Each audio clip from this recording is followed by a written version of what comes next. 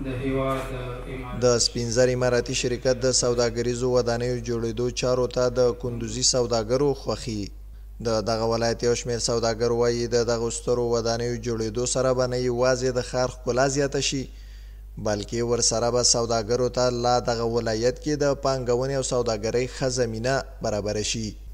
سرآغازش ما و شما شاهدش هستیم. افتتاح شد شهرک این مارکتی صرافای ولایت قندوز و زرگرای ولایت قندوز و جمعا تاجرها مربوط به تاجرها میشه مارکت هایی که افتتاح شده. ما بسیار خوشحال هستیم. دیگه از مسئولین امارات اسلامی تشکری میکنیم که هرچی زودتر قبلا که ما وعده داده بودیم برای همشهری‌ها که انشالله مسئولین امارات اسلامی با وعده هایش وفا میکنه.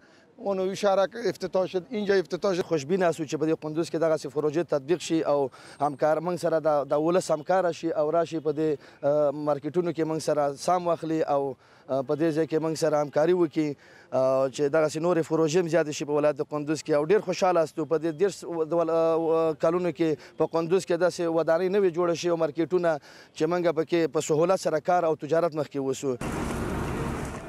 همدارنګه یو شمېر عام خلک د دغو سوداګریزو ودانیو جوړول یو لوی مثبت اقدام بولي او وایي چې ورسره به ښار لا پراخوالی عمومي او د کارونو په لړ کې به یې لسګونو کسانو ته د کار زمینه هم برابره شي.